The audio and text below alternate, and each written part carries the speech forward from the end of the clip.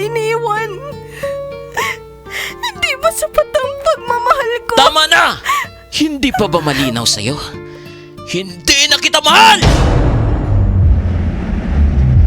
Huwag kang lalapit. Diyan ka lang. Wala ka ng kawala. Ipalalasap ko sa'yo ang lupit ng aking paghihiganti!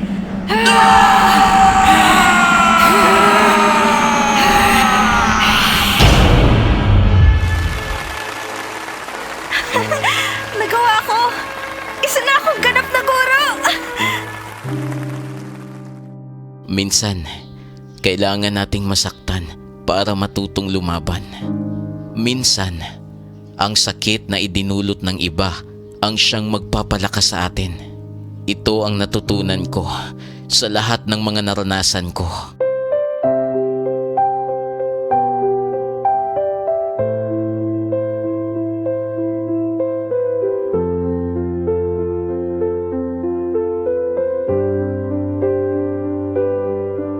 Sa bawat luha, may kasamang kirot na hindi madaling kalimutan.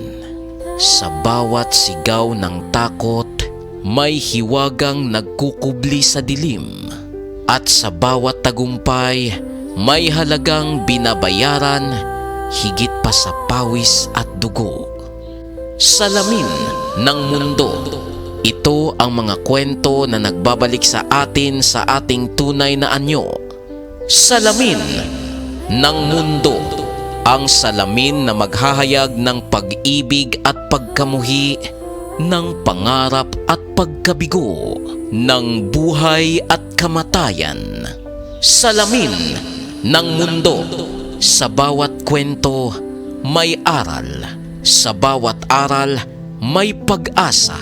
At sa bawat pag-asa, may panibagong simula. Ito ang Salamin ng Mundo. Hatid sa inyo ng 102.7 FM DZEV Radyo Pulangi sa pakikipagtulungan ng Teatro Entablado Drama Production.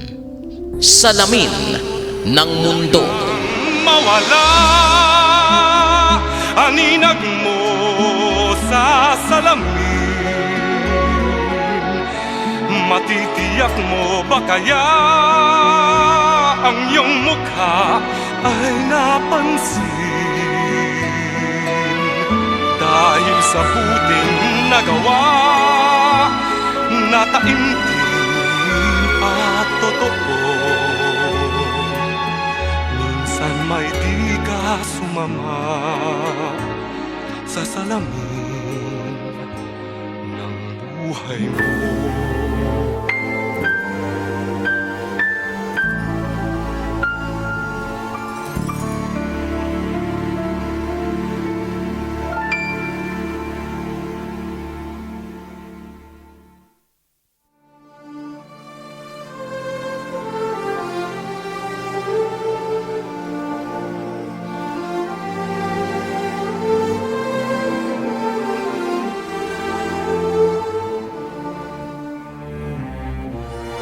Sa isang maliit na baryo, simple lang ang pamumuhay ng mga tao. Ngunit sa likod ng katahimikan, may mga lihim na pilit na ikinukubli. Si Lynn, anak ng isang magsasaka, ay lumaki na may mabuting puso at pangarap para sa kanyang pamilya. Hindi niya inaasahan na ang tahimik niyang mundo ay magbabago nang makilala niya ang senyoritong si Esteban Del Mundo, ang anak ng pinakamayamang pamilya sa lugar. Ngunit paano kung ang damdamin ng kanyang puso ay hahantong sa landas na hindi niya inaakala? At paano kung ang pagmamahal ng kanyang tinatangi ay siya ring magiging dahilan ng kanyang pagdurusa? Hanggang saan nga ba kayang dalihin ng isang inosenteng pag-ibig ang kapalaran ni Lynn?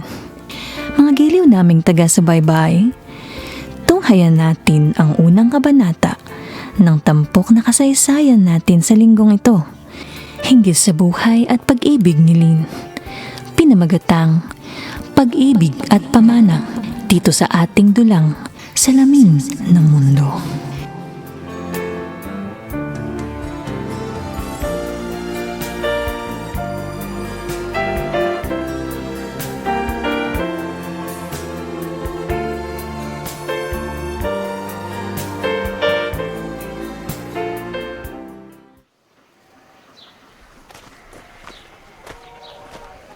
Lynn, ano ka ba namang bata ka?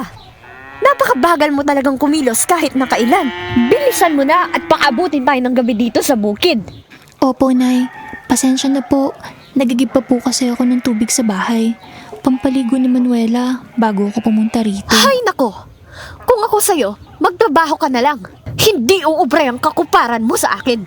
Tandaan mo, ang taong mababagal kumilos, hindi umaasenso. Kasi po... Ano na naman? Wala kang karapatang magreklamo. Maraming ginagawa ang kapatid mo sa school ngayon. Alam mo namang representative siya sa student council? At malapit na ang enrollment ngayon, hindi ba? Alam ko naman po. Kaya lang, hindi naman po nagpatawag ng meeting ang student president namin. Next week pa daw po ang balik ng mga officer sa school. Basta. May pinaghahandaang sagala ang kapatid mo. Dadaan pa daw siya sa bayan para mamili ng kailangan para sa Santa Cruzan. Importante iyon dahil Reyna Elena ang gagampanan niya. Hindi naman siya katulad mo.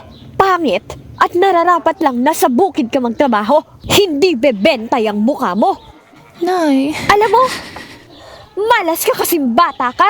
Nasunog ang tinitirhan natin noon dahil tinabig mo ang gasera. Dahil diyan sa kalikutan mo, kinarma ka. Nasunog yung nakakadiri mong mukha. Sunod-sunod na ang kamalasan sa atin mula noon. Namatay ang tatay mo at hanggang ngayon, naghihirap pa rin ang pamilya natin. Pero, anak na naman po ako, diba? Huwag na naman po ako tratuhin ng ganito. Bahala ka! Malas ka sa buhay namin! Malas!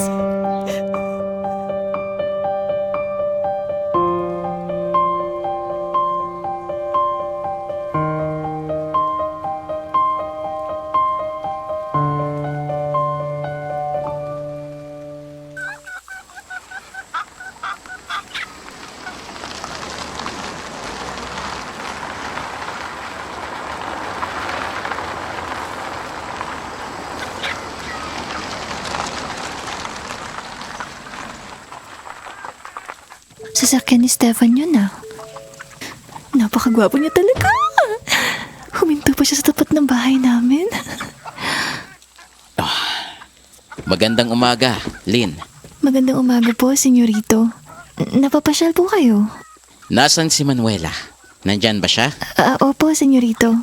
Natutulog pa po. Sandali lang po gigisingin ko. Wag na, Lynn. Hihintayin ko na lang siyang magising. No need, Stefan. I'm here. Huwag na huwag mong lalandiin si Stefan. He's all mine. Good morning, darling. Kumusta? Maganda ba ang tulog mo? Oo naman. Pero syempre, mas maganda rin ang gising ko kasi dinalaw mo ko. Kaya bago pa sumama ang umaga ko, palalayasin ko muna tong usiserang to. Sorry, Manuela. Sige po, senyorito. Papasok na po ako. Sige, Lynn. Hayaan mo na nga lang yung peste na yan, Stefan. Pasensya ka na ha. Hindi pa ako nakapag-ayos. Hindi ko kasi inaasahang darating ka eh. Sinurpresa mo naman ako. Ano ka ba? Ayos lang yan. Kahit ganyan lang ang suot mo, maganda ka pa rin sa paningin ko. Ikaw talaga, ang aga-aga. Binubola mo na naman ako. Gwapo ka rin naman sa paningin ko. Higit kanino man. Huwag mo namang singhalan ng ganyan ang kapatid mo. Maaga pa. Baka mamaya, masira ang mood mo buong araw. Aba, talagang masisira ang buong araw ko kung nasa malapit yung silid. Isa siyang napakalaking malas sa pamilya namin. Oops, kalma ka lang.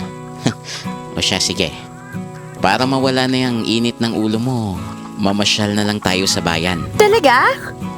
O sige, mag-aayos lang ako para makaalis na tayo agad. Sandali lang. Bago ko pala makalimutan, eto, pasalubong ko sa'yo. Bagong brand ng kape, DJ Eve 16-in-1 coffee. Marami yan. Makakatulong yan sa'yo at talagang masustansya at masarap yan. Bigyan mo na lang ang inay at kapatid mo. Napapansin ko kasi na palagi kang napapagod sa pagpapraktis ng sayaw. Talagang mabisa yung bagong oil na binili ko. Ay, ang sweet mo talaga, darling. Thanks for this.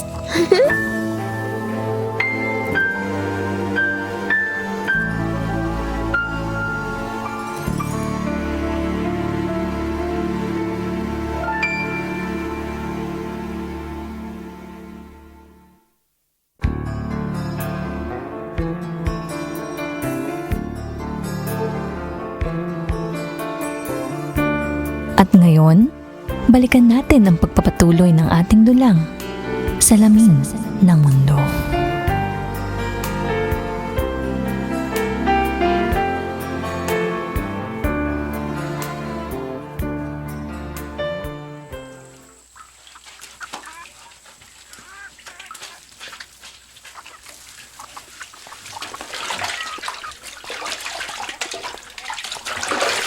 Lynn, ihanda mo nga ang tubig sa takure.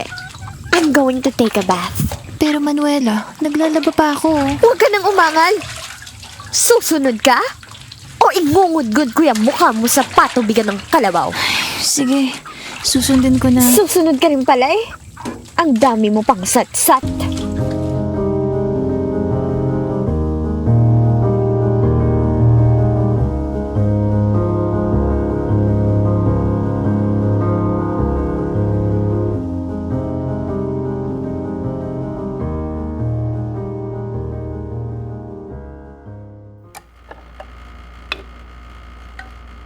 Napakalaki na pala ni Lynn, ano? Duding. Opo. Parang kailan lang nang huli siyang pumasyal dito. Bata pa siya at nakikipaglaro sa mga apo niyo. Noon, isa pa siyang napakaliit na paslit. Pero ngayon, isa na siyang napakagandang dalaga. Kahabag-habag ang kapalaran ng batang yan, Duding. Bata pa lang. Marami na siyang hirap na pinagdaanan. Naaalala ko nun na kinailangan pa nitong magbenta ng gatas ng kalabaw para lang matustusan ang pag-aaral niya. Nabenta mo na ba lahat ng gatas ng kalabaw? Oo, naubos na. Siguradong matutuwa si inay. Akin na! Wag! Siguradong magagalit si inay kapag wala akong nauwing pera sa bahay. Wala akong pakialam. Kailangan kong bumili ng bagong damit para sa stage play bukas. Kaya akin na yan! Wag, Manuela. Ibalik mo na sa akin yan. Parang awa mo na. Sige na. Sige na.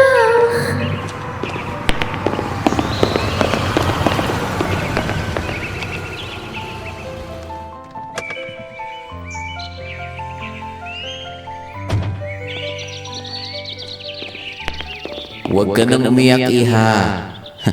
Di bale, papalitan ko na lang ang perang sinuha niya. Don Tiago, kayo po pala. Natatakot po ako. Kasi po, baka sinturonin na naman ako ni inay kapag wala akong naiuwing pera. Oh, eto. Kunin mo na. Nako, huwag na po. Nakakahiya. Baka magalit po si inay kapag tinanggap ko po yung binigay niyo. Ibinibigay ko ito para tulungan ka. Gusto mo ba paluin ka ng nanay mo pag-uwi? Ayoko po. Pero kasi... Huwag ka nang mahiya. Ganito na lang. Kukuhanin ko na ang natitirang gatas na binibenta mo. Isipin mo na lang na tip ko ang sobra sa pera na pinambayad ko. Sobrang laking tulong po nito sa akin. Thank you po.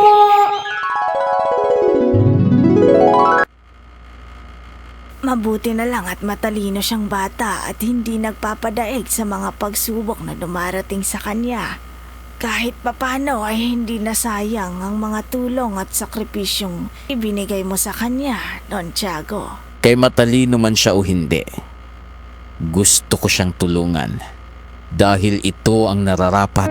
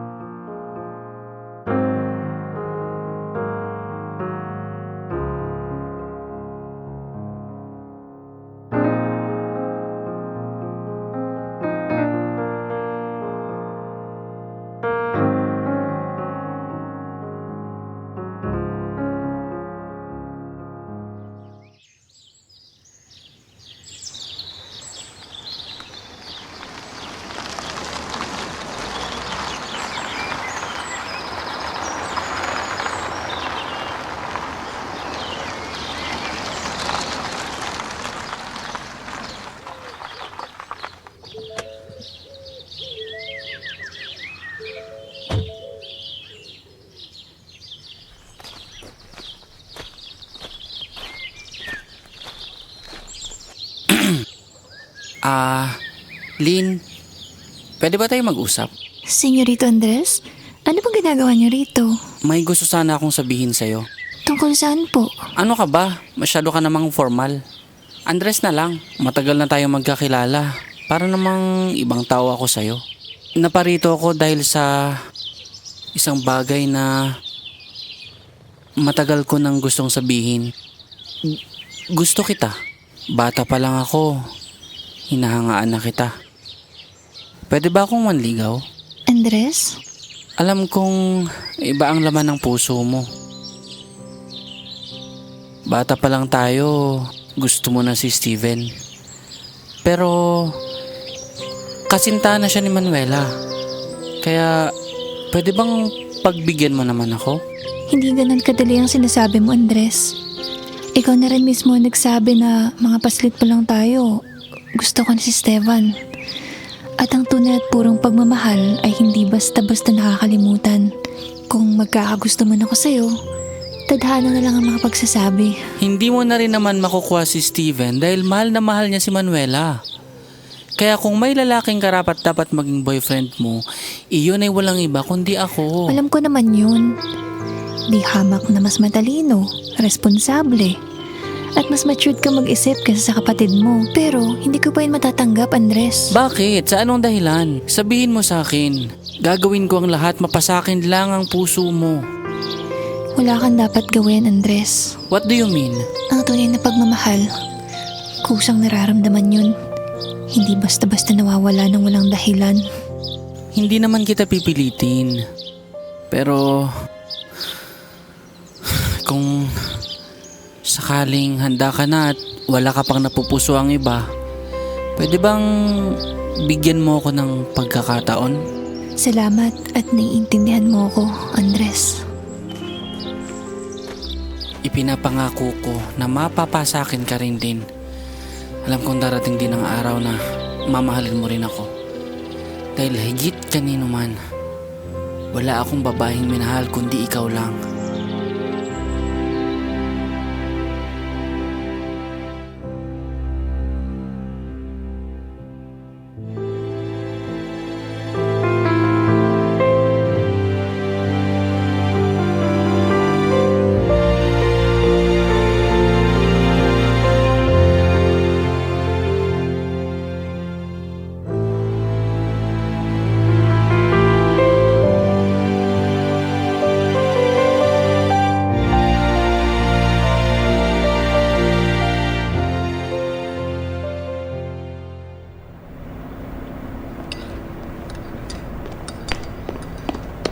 Magandang umaga, Iha. Mukhang napaaga ka yata ngayon. Opo, Nana Duding. May tatapusin pa po kasi akong project sa school. Kaya magde-deliver ako hanggat may oras pa. Para hindi na rin ako abutan ng dilim sa daan pag sumakay na ako ng van. Ganun ba? O siya, sige. Bueno, maupo ka muna at inumin mo itong juice na tinimpla ko para sa'yo. May kausap pa si Don Tiago sa library niya. Sige po, Nana Duding. Salamat. May idea po ba kayo kung bakit gusto kong kausapin ng Don? Sa bagay na yan, siguro mas makabubuti kung siya na lang ang tanungin mo. Teka, maiba ako. Kumusta naman ang pag-aaral mo ngayon? Maayos naman po. Nasa second year na po ako sa kursong education. Talaga? Mabuti naman kung ganon. Nagpapasalamat nga po ako sa misteryosong taong nagpapadala sa akin ng allowance kada buwan. Kahit na sa sulat lang kami nagkakaroon ng komunikasyon, ayos lang. Ramdam ko na napakabuti niya sa akin at ang intensyon niya talaga ay tulungan ako. Kaya hindi ko sasayangan ng tulong na binibigay niya sa akin. Pagsisikapan ko hanggang sa makatapos ako sa kolehiyo. Gusto mo bang malaman kung sino talaga ang taong nasa likod ng mga mabubuting nangyayari sa iyo ngayon? May alam po ba kayo, Nana Duding? Ano po bang ibig niyo sabihin? Anahon na siguro para malaman mo ito, Iha. Elementarya ka pa lang ay palihim ka ng tinutulungan. maging hanggang sa mga part-time jobs na pinapasukan mo, siya rin ang may pakana. Hindi ba sinasabi niya sa'yo kung saan ka magtatrabaho at kung saan mo kukuhanin ng pera kapag kinakailangan? Opo, pero paanong... Ang taong lihim na tumutulong sa'yo ay walang iba kundi si Don Tiago. Ang totoo niyan, ayaw niyang ipaalam sa'yo. Iyon ay dahil alam niyang ayaw mong tanggapin ng alok nito. Kaya tumutulong siya ng palihim para lang makatapos ka sa pag-aaral. Kung ganoon, siya pala. Ang laki pala ng utang na loob ko kay Don. Kung hindi dahil sa kanya, hindi ako makakaabot sa kolehiyo. Lynn, pinapatawag ka ni Lolo sa study room niya. Sige, susunod na ako.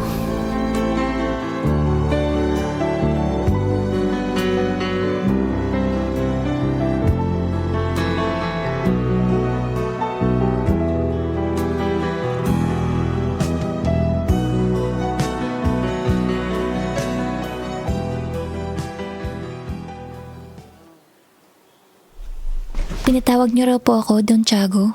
Oo, iha. Ipinatawag kita dahil meron akong mahalagang sasabihin sa'yo. Tungkol po saan? Tungkol sa apo kong si Esteban.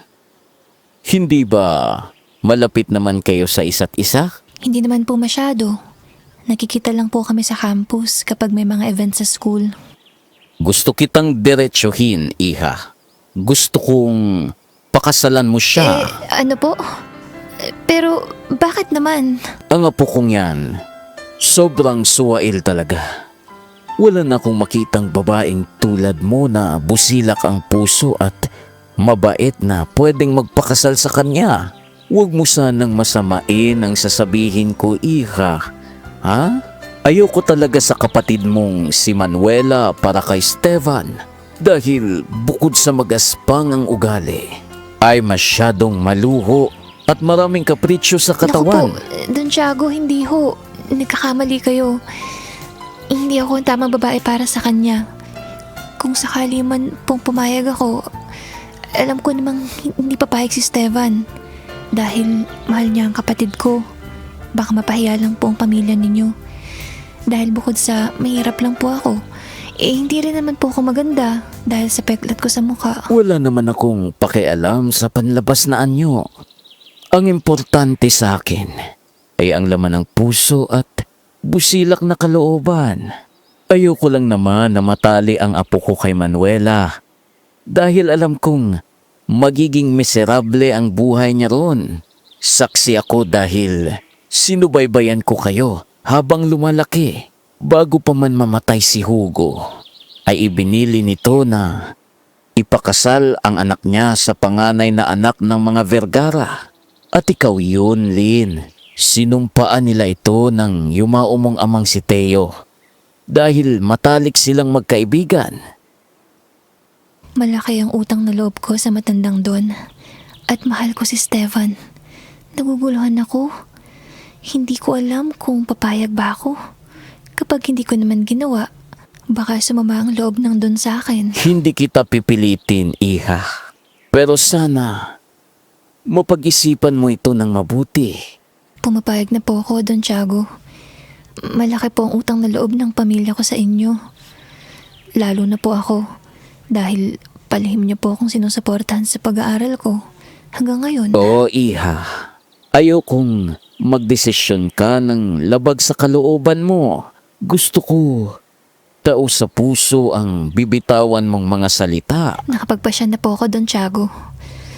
Aaminin ko po sa inyo na may gusto po ako sa apo ninyo mula pa po ng mga bata pa kami. Kaya kung anong tingin niyo makakabuti, gagawin ko na lang po alang-alang sa pamilya ko at sa inyo. Salamat, iha.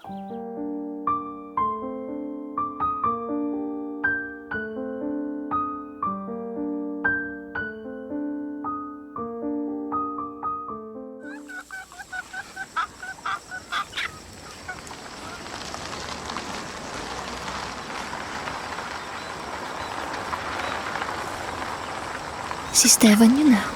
Ano kayang ginagawa niya dito?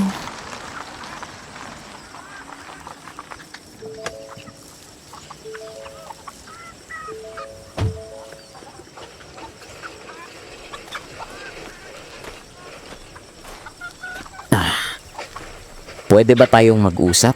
Sige, pwede naman. Maupo muna tayo sa bakanting upuan katabi ng punong mangga.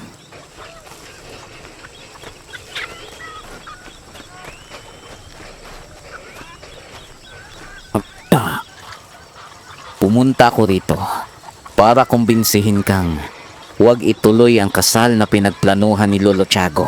Dahil, look, hindi naman tayo nagmamahalan, kaya walang saysay kung ipagpapatuloy pa natin ang kalokohang yon. Esteban, Kung meron man akong gustong pakasalan, yun ay si Manuela lang. At walang ibang babae ang makahihigit sa kanya. pero Esteban... Please, sabihin mo na kay Lolo na hindi ka pumapayag sa kasal. Pero... Susuway ka ba talaga sa gusto kong mangyari? Bata ka? Hindi na ako isang walang muwang na bata, Lolo. Magdedesisyon ako para sa sarili ko, sa ayaw at sa gusto mo. Napakatigas talaga ng ulo mo. Hindi mo makukuha ang mana mo kung patuloy kang susuway. Ayokong mapunta lang sa maling kamay ang yamang ipinundar ko. Kaya kung gusto mo pang makuha ang mana mo, sa ayaw at sa gusto mo, kailangan mo akong sundin.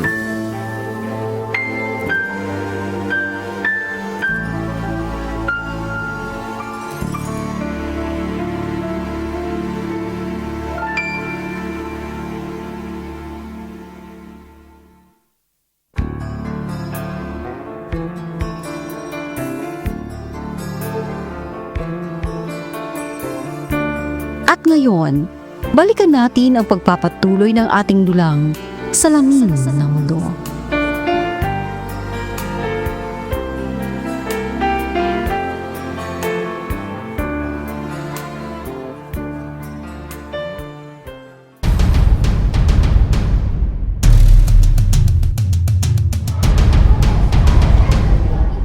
Aba, ang babaeng tarantada? Nandito ka lang pala? Manuela, aray! Bitawan mong braso ko, nasasaktan ako! I don't care kung nasasaktan ka. Halika nga rito, babae ka! Matagal na akong gigil sa'yo! Please, Manuela, huwag ka naman gumawa ng gulo. Nasa school tayo. How dare you? Hampas lupa! Tatahi-tahimik ka lang, pero sa loob-loob mo, may Ano kulong ibig ka! kong sabihin? Wala akong ginagawang masama sa'yo. Innocent na lang yung peg. Are you pretending like a saint? Tumigil ka ng malandi ka! Mang-agaw! Inakit mo ang boyfriend Hindi ko! totoo ang sinasabi mo. Si Don Tiago nagpa siyang ipakasal ako kay Baka Esteban. naman kasi kinumbinsi mo ang Don para gawin yon dahil dyan sa kalandian Aminado mo! ko. May gusto ko kay Esteban. Mula pa na maliliit pa tayo. Pero marunong ako rumespeto at gumalang sa relasyon ng iba. Nagkataon lang na kailangan ko itong gawin dahil sa isang bagay. About what? Hindi ko pwedeng sabihin. Liar! Sorry. You're making a story! Punyeta kang babae ka! Mga agaw ka! Ang landi-landi mo!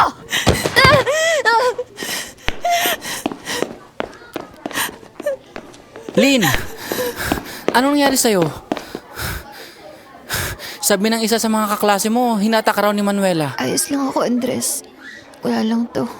Hanggang kailan mo titiisin yung malditang kapatid mo? Wala siyang karapatang gawin yan sa'yo. Hayaan mo na, Andres. Kasalanan ko rin naman kung bakit siya nagkakaganyan eh. Ano ba ang ginawa mo at ganyan na lang siya kung magalit sa'yo? Tingnan mo, oh, nagkaroon ka pa ng gasgas sa tuhod. Alam mo na ang tungkol sa kasal na inaalok sa akin ng lolo mo, di ba? Huwag mong sabihin, pumayag ka sa alok niya. Lynn, alam ko namang mahal mo ang kapatid kong si Esteban. Pero, kasintahan na siya ng kapatid mo. Alam ko naman yun. Kaya lang kasi, naipit din ako, Andres. Dumating sa puntong, kailangan kong tanggapin ang inaalok ng lolo mo. Ano naman yun?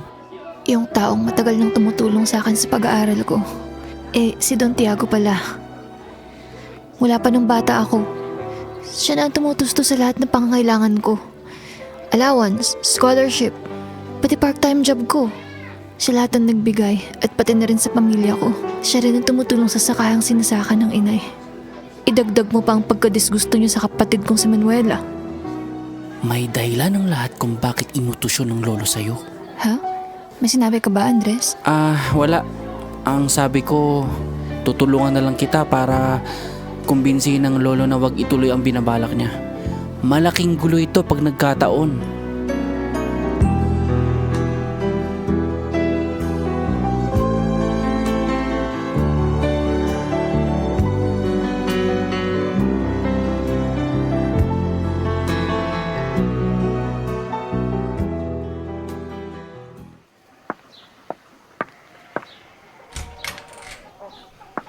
Nay, nandito na po ako.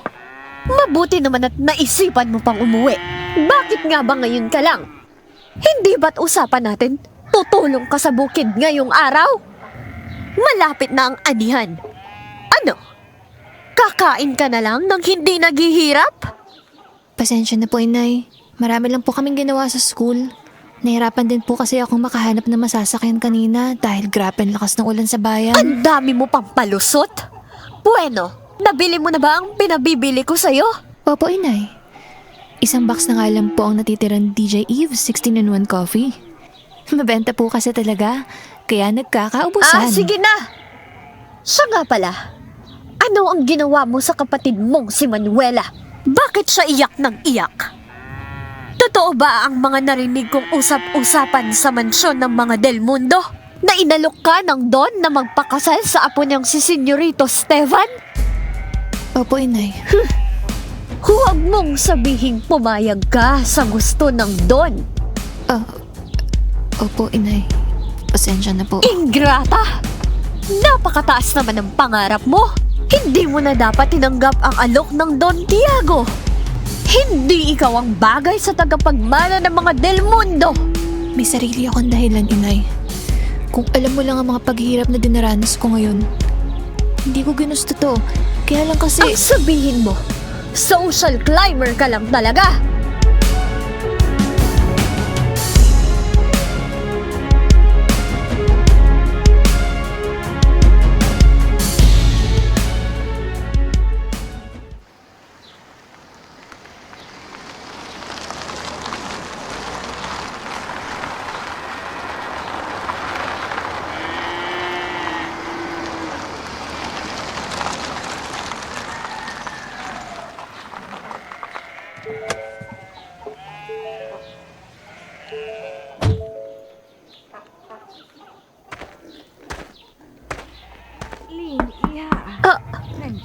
Ang mayordoma ng mga Del Mundo.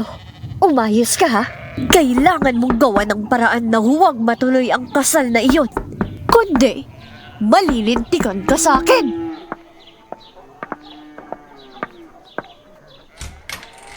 Magandang umaga po, Nana Duding. May kailangan po kayo? Pinapunta ako dito ni Don Tiago para ibigay sa iyo tong damit na susuotin mo sa besperas sa susunod na linggo. Ganun ho ba? Alam niyo ho, naguguluhan po ako ngayon kung tama bang tinanggap ko ang alok sa akin nandun. Bukod sa nasaktan ko ang damdamin ng kapatid ko, hindi ko rin po alam ang iisipin ng taong bayan sa akin. Naniniwala ako na may dahilan kung bakit nangyayari sa iyo ang mga bagay na ito, Iha. Ang mahalaga lang sa ngayon ay alam mo sa sarili mo na wala kang ginagawang masama. Busilak ang puso mo at alam mo kung ano ang sa tingin mong makakabuti.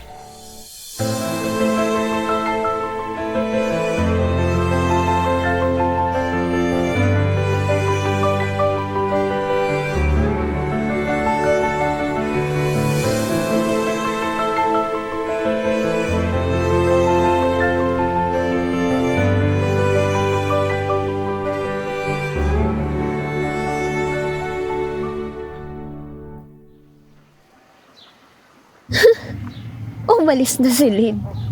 Buti naman at sumama siya kay inay sa bukid.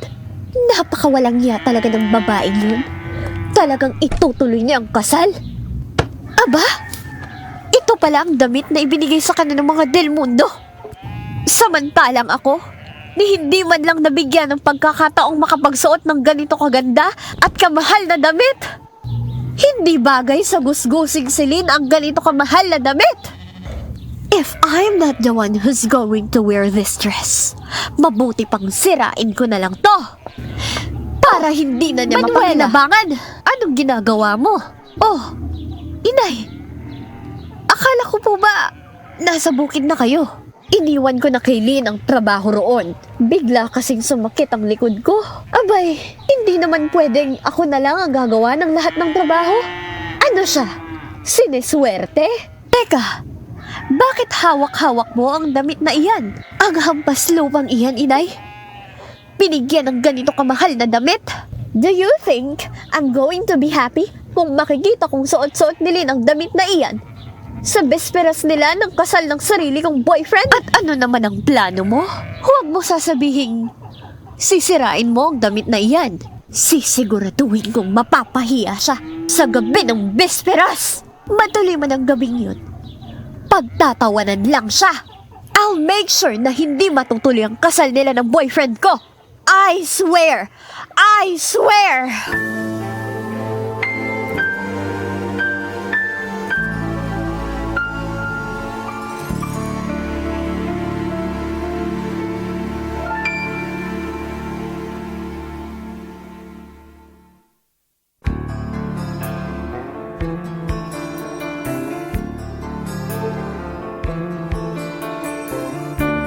At ngayon, balikan natin ang pagpapatuloy ng ating dulang salamin ng mundo.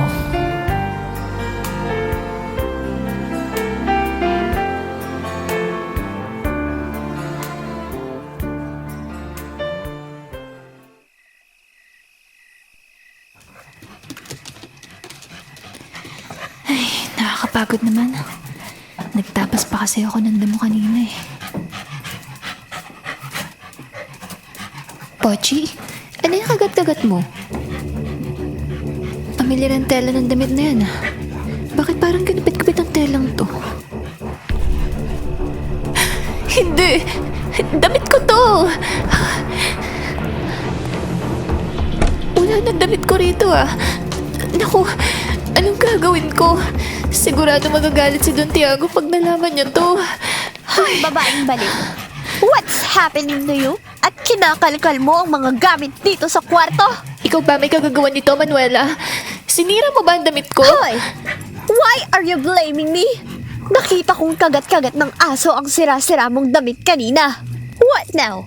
Are you trying to blame me? Manuela, hindi naman naninira ng damit si Pochi ah. At saka, pormang ginupit-gupit ang itsura ng tela nakita ko. How dare you? Saka, hindi naman bagay sa'yo ang damit na yan. Gosen. Kung alam mo lang ang hirap na pinagdadaanan ko ngayon, Manuela. Ang drama mo? As if naman na hindi mo gusto yan? Eh, pumayag ka nga, di ba? Manuela!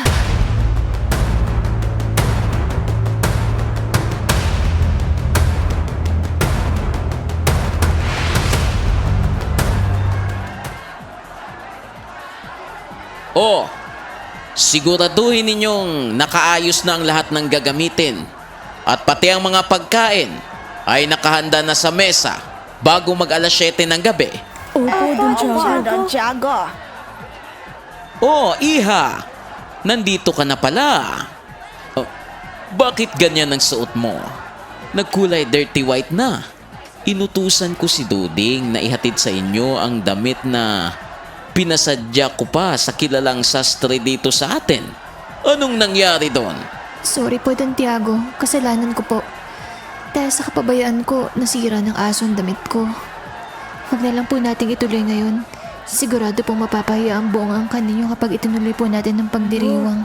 Kailan pa ba ito nangyari?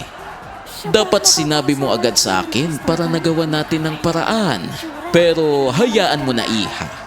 Ituloy natin ang gabing ito. Damit lang naman yan.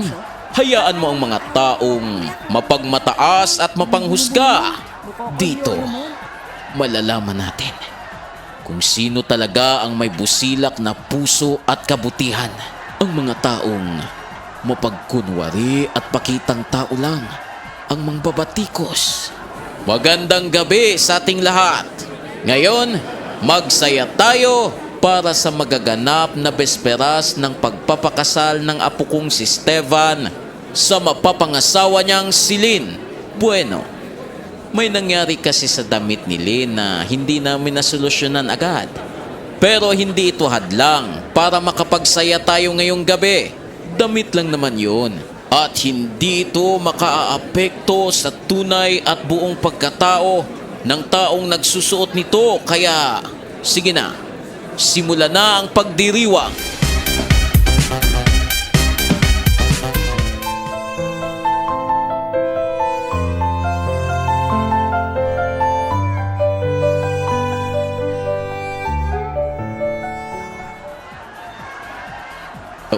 Ano, Duding?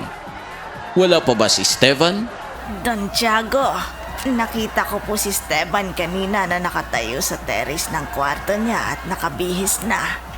Pero nang katukin ko siya sa silid niya ay walang sumasagot. Kaya napagpasyahan ko na kunin na lamang ang duplicate ng susi sa kwarto niya. At ito po ang nakita ko sa ibabaw ng kama niya. Naglayas siya. Napakasuwail talaga ng batang iyon. Duding, ipahanda mo sa driver ang kotse. Magsama siya ng mga tauhan para maghanap kay Esteban. Ikutin ninyo ang lahat ng lugar na madalas niyang puntahan. At kapag natagpuan siya, iuuwi ka agad dito sa mansyon. Kung kailangan siyang kalat ka rin, gawin ninyo. Basta't makabalik siya rito.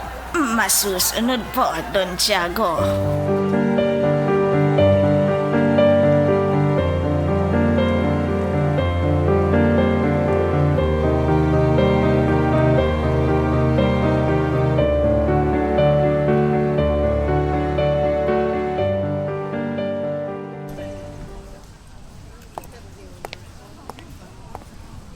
Anong nangyari, Lo? Nakita kong lumabas ng mansyon si Mang Tonyo kasama ang iba pa nating tauhan. Ang kapatid mong pasaway, tumakas. Tumataas talaga ang dugo ko sa batang yon. Talagang sumusobra na siya. Sabi ko naman sa inyo na huwag nyo nang ituloy ang kasal. Kung sa akin nyo na lang ipinakasal si Lynn, hindi pa mangyayari ito. Alam ko naman na malinis ang intensyon mo para kay Lynn at nakikita ko yun. Pero ikinalulungkot ko, Apo. Hindi siya ang nakatakda para sa'yo. Sa anong dahilan, Lo? Alam ko namang matagal nyo nang pinoprotektahan at binibigyan ng tulong pinansyal si Lynn, maging ang pamilya niya. Pero, may dapat ba akong malaman, Lo? May iba pa bang dahilan kung bakit nyo ginagawa ang mga bagay na yon? Sa ngayon, yan lang ang masasabi ko sa'yo. Huwag kang mag-alala, Apo. Makakahanap ka rin ng babaeng karapat-dapat. Ikaw na muna ang bahala kay Lynn. Aasikasuhin ko muna ang mga bisita.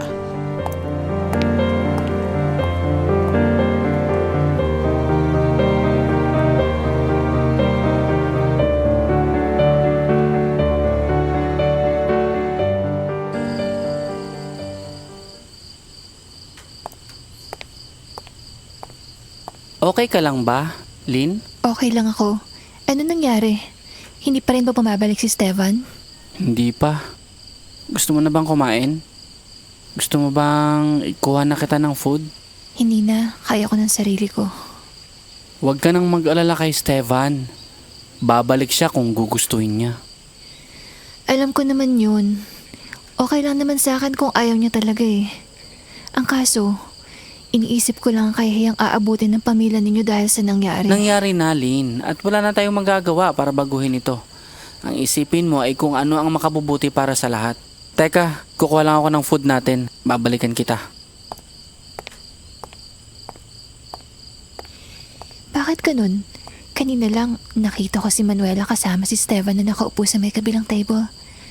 Bakit bigla na lang silang nawala? Mabuti pa kumain muna tayo. Ikinuha kita ng steak at juice. Alam kong hindi ka umiinom kaya juice na lang. Salamat dito ah. Yan. Sinisimula na yung inumin ng juice. Patawarin mo ko, Lynn, kung nilagyan ko ng pampatulog ang iniinom mo. Para rin ito sa'yo. Patawad kung naging desperado ako. Pero ayaw kitang mapunta sa kapatid ko. Hindi pwede. Nahilo ko. Patawarin nawa ako ng Diyos sa kapangasan ko. Lynn, are you okay? Anong nangyayari sa'yo? Ayos lang ako. Medyo nahihilo lang.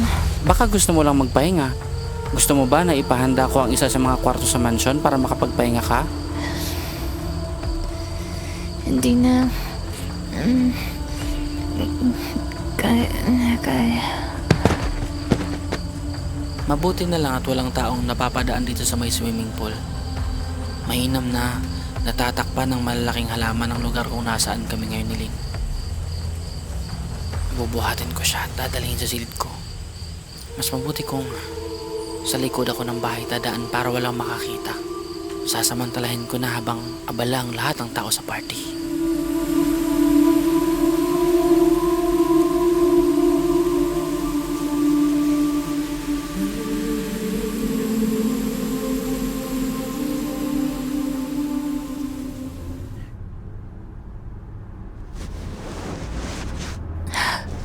Nasaan ako? At bakit parang hindi pamilyar ang amoy sa akin ng silid na to? At bakit parang may nakadagan sa akin? Ang sakit ng katawan ko. Lynn, gising ka na pala. Andres? Ano ibig sabihin nito? Huminahon ka, Lynn. Magpapaliwanag Pinagsakantaran mo ako. Ha! Andres! Ikaw na bata ka? Punyeta! Anong kalukuhan ang ginawa mo? Akala ko, si Stevan lang ang sakit ng ulo ko. Bakit pati ikaw dumagdag pa? Sorry, Lo. Kasalanan ko to. Wag nyo nang idamay si Lynn dito. Nakikiusap ako. Wala siyang Magtapat kasalanan. ka nga sa akin, Andres. Anong ginawa mo kay Lynn? At pinagplanuhan mo ba ito? Hindi dapat madamay si Lynn dito, Lo. Sorry, pero nilagyan ko ng pampatulog ang juice na ininom ni Lynn kagabi. Andres! Pero bakit? Alam kong sa ngayon ay hindi mo pa maunawaan, Lynn. Pero ipinapangako ko sa'yo, hindi lang ito dahil gusto kitang agawin sa kapatid ko. May mas malalim pang dahilan. At sisiguraduhin kong unti-unti itong mabibigyan ng linaw. Andres! Anong mga pinagsasabi mo? Hindi ka makakatakas sa nangyaring ito. Kailangan mong panagutan si Lynn dahil sa kalukuhang ginawa mo. Hindi ako tatakas, Lo. Gagawin ko ang lahat para lang hindi mapahamak ang babae pinakamamahal ko. Naguguluhan ako, Andres. Sabing bakit mo pa ginawa to? Bakit? Huwag kang mag-alala, Iha. Pananagutan ka ng apo ko. Hindi ba ilang ulit ko nang sinasabi sa'yo, Andres, na hindi para sa'yo si Lynn? At mas hindi rin siya karapat-dapat kay Stevan.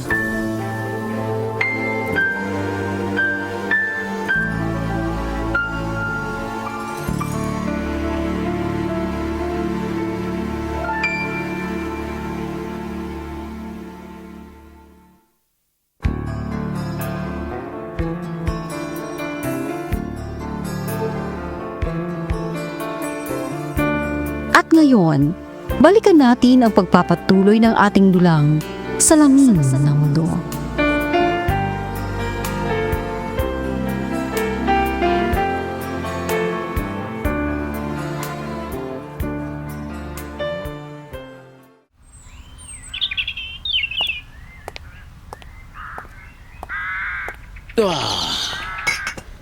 Umuusok pa ang dala mong DJ Eve 16-in-1 coffee, ah. Opo, Don Tiago. Inumin niyo na po habang mainit pa. Salamat, Duding. May palita na po ba kayo kay Stevan? Sa ngayon, ayon sa update ng mga tauhan ko, nasa apartment pa rin siya sa syudad. Ay, Diyos ko. Ang alaga ko. Nakakakain naman kaya siya ng maayos doon? Siguro naman oo. Marunong siyang maglayas, kaya dapat marunong din siyang bumalik kung hindi niya kaya. Ipinapris ko na ang bank account niya. Namimihasa na ang batang yun. Kailangan turuan ko siya ng leksyon. Ay, nag-aalala ko sa alaga ko, Don Tiago. Pero kung sa tingin niyo, yun ang makabubuti, hindi ako tututol. Si Lynn, ang batang yon. Kailangan mapabilang siya sa pamilya natin kahit ano pa ang mangyari. Kaya ipapahanda ko na ang kasal nila ni Andres. Sigurado na ba kayo na yun ang gusto niyong mangyari, Don Tiago? Kung ipakakasal niyo sila, hindi pa rin magiging Del Mundo si Lynn dahil Mercado ang apelyido ni Andres. At alam naman natin na bago pa maproseso ang pag-ampon sa batang iyon, namatay na si Senyor Hugo. Wala tayong magagawa kundi baguhin ang plano, Duding. Ang magandang plano na sinimula natin ay sinira ng magaling kong apo. Ay, hindi ko alam, Don Tiago. Pero may hinala akong may alam si Andres sa mga plano natin. Paano ka nakasisigurong may alam nga siya? Isa sa nakikita kong basihan ay ang walang takot na pag-amin niya sa ginawa niya kay Lynn. Pangalawa, ang mga salitang sinasabi niya may laman pero hindi malinaw ang ibig ipakahulugan. Sa bagay na yan, may punto ka. Pero huwag kang mag-alala. Unti-unti na ring lumilinaw ang kasong matagal na nating nilulutas. Siguro, one of these days, ipapatawag ko na dito ang investigador na inupahan ko. Para sa wakas, matuldukan na ang tanong sa mga kaganapang nangyari noon.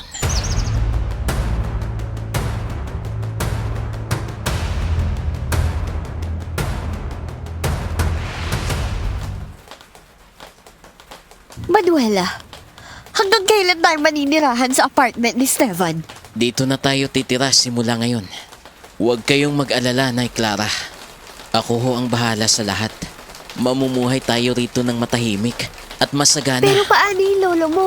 Baka itakwil ka na niya kapag hindi ka pa nagpakita sa kanya. Nakita mo naman yung nangyari nung nakaraang araw, di ba? Muntik na tayo mahuli ng mga tauhan ng lolo mo nung pauwi tayo galing sa pamimili ng mga kagamitan dito sa bahay. Huwag kang mag-alala. Hindi ako tatanggalan ng mana ng lolo ko dahil lang sa mga nangyari. Tandaan nyo, ako pa rin ang lihitimong apo ng mga Del Mundo. Kaya magtiwala lang kayo sa akin.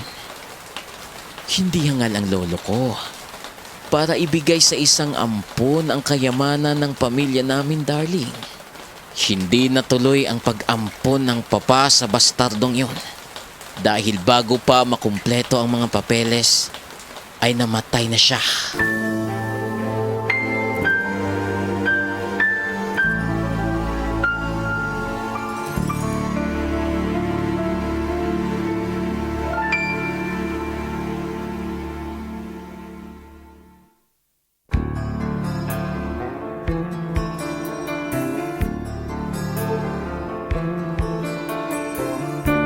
At ngayon, balikan natin ang pagpapatuloy ng ating dulang Salamin ng Mundo.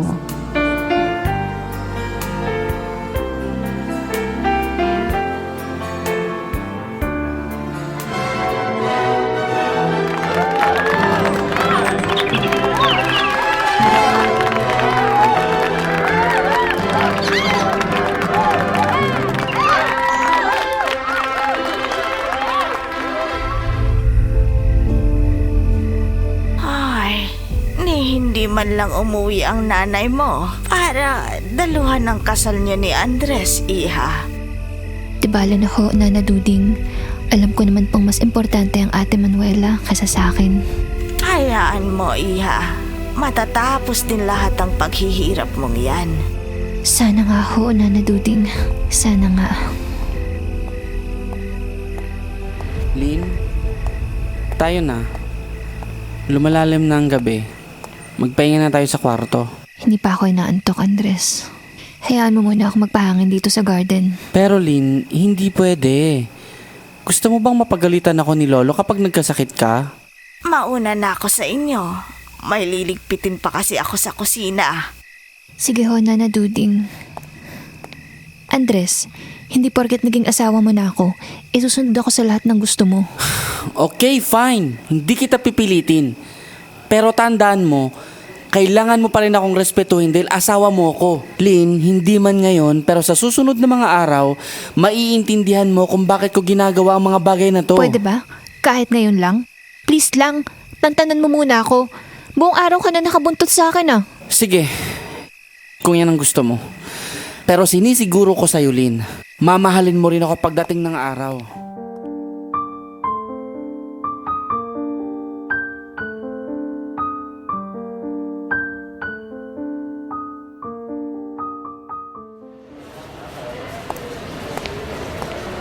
Sige, kita na lang tayo sa library after lunch. Lynn, kakain ka na ba?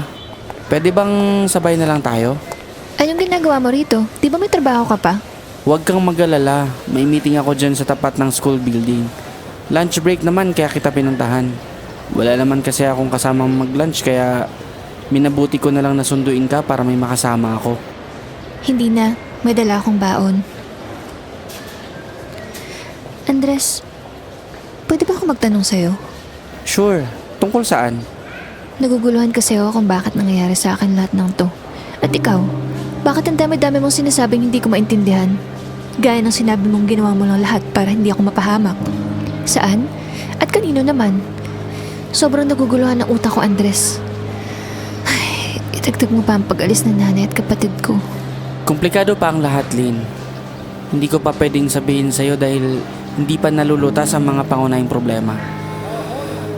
Ganito, bibigyan kita ng clue.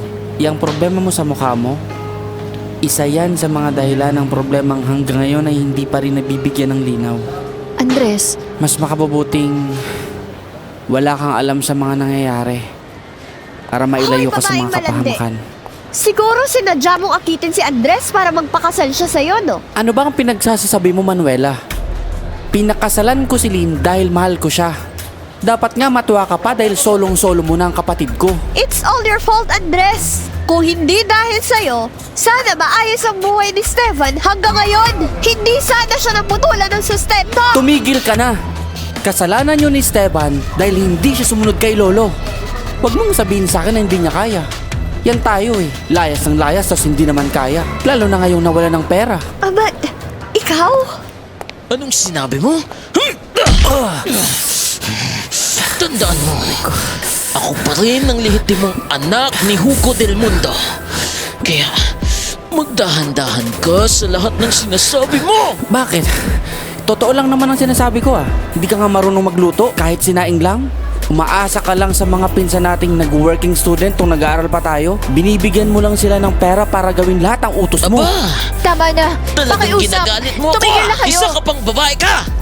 Siguro, pinikot mo yung bastardo at hilaw na kapatid ko para mahumaling sa'yo, no? Baka naman pati si Lolo. Pinatulan mo na rin. Hindi totoo yan! Sinabi ko ng tama na eh. Tama na! Tigilan niyo na yan! Tama na! Tigilan niyo na yan! Kapag ininsulto mo pa ng ganyan si Lynn, hindi lang yung ilong mong paduduguin ko. Babasagin ko yung mukha mo. Walang hiya ka. Nagawa mo kong saktan dahil lang sa babaeng yan.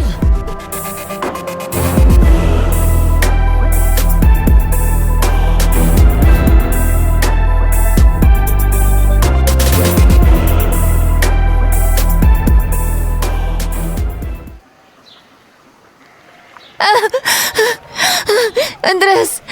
Gumising ka! Bakit, Lynn? Anong nangyari sa'yo? Pawis na pawis ka. At bakit ka umiiyak? Kasi nanaginip ako na masama. Pinagtakaan kang patayin ng isang lalaking hindi ko makilala. Binaril ka niya at sa braso ka tinamaan. Tapos nakita ko kung paano ka bumagsak sa malamig na semento. Hindi lang yun, may nakita rin ako isang malaking bahay. Parang mansyon na unti-unting nalalamon ng apoy. Tapos biglang may mga sigawan ng tao. At may narinig akong umiiyak na sanggol. Ay nako. Sige na. Tama na yan, tama na. Panaginip lang yan at malabong mangyari. Pero bakit ganon? Para totoo talaga. Parang hindi pa naginip. Hayaan mo na. Siguro, stress ka lang sa sunod-sunod na nangyari nitong mga nakaraang araw. Ganito na lang. Mamasya na lang tayo sa bukid para makasagap ka ng sariwang hangin. Para gumaan ang pakiramdam mo.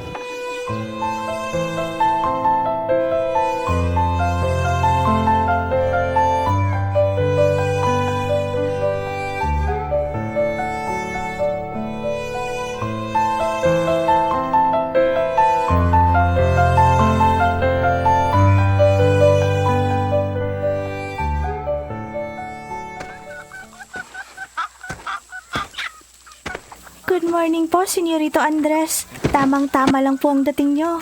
Kakababa lang po ng mga bunga ng nyog. May good news po ako. Mas malaki po ang kinita natin ngayon kumpara sa nakaraang anihan. Mabuti naman kung ganun. Siya nga pala, pwede mo ba kaming ikuha ng 2 mangkok ng buko? Opo, Senyorito. Masusunod po. Ikaw na ba namamahala sa buong yogan na to? Oo, matagal na. Simula pa nung high school ako, sinanay na ako ng lolo ko para mag-manage nitong nyugan. Sabi niya, anumang oras ay maaari siyang mawala. Kaya kailangan alam namin kung paano patakbuhin ang negosyo niya. Akala ko dati, sunod ka lang sa luho simula pagkabata. Palagi ako pumupunta sa mansyon na to para mag-deliver ng gatas ng kalabaw at palagi rin kita nakikita. Pero wala talaga akong alam tungkol sa'yo. Ganun din ba sa Steven? Siya ang lumaki sa layaw. Sinusunod kasi ni lolo sa lahat ng layaw niya. Umaasang gagalingan daw niya sa pag-aaral. Pero nabigo siya sa bagay na yun. Kung ganun, Ano yun? ano yun? Sa may gawing tubuhan ng galing ang putok.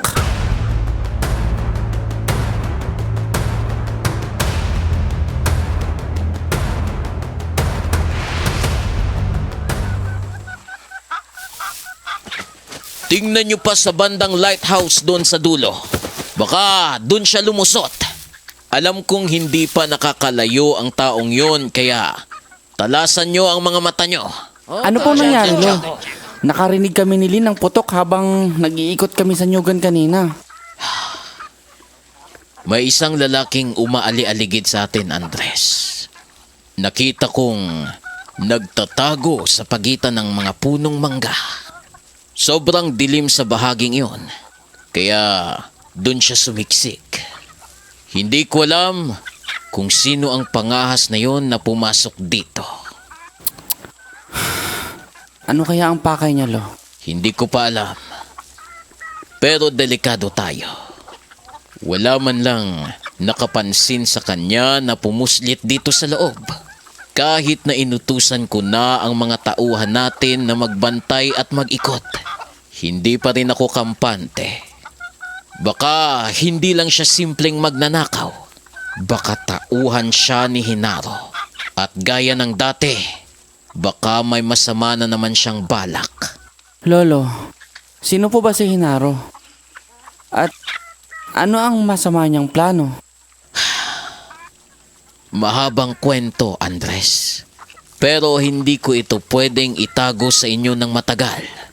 Kailangan niyong malaman para kung sakaling makaharap niyo siya, handa na kayo. Ha? Siya ang anak sa labas ng asawa kong si Candida. Pinagtaksilan ako noon ng asawa ko dahil masyado akong naging abala sa trabaho. Nawalan ako ng oras para sa kanya. Pero sinasaktan siya ng kinakasama niya.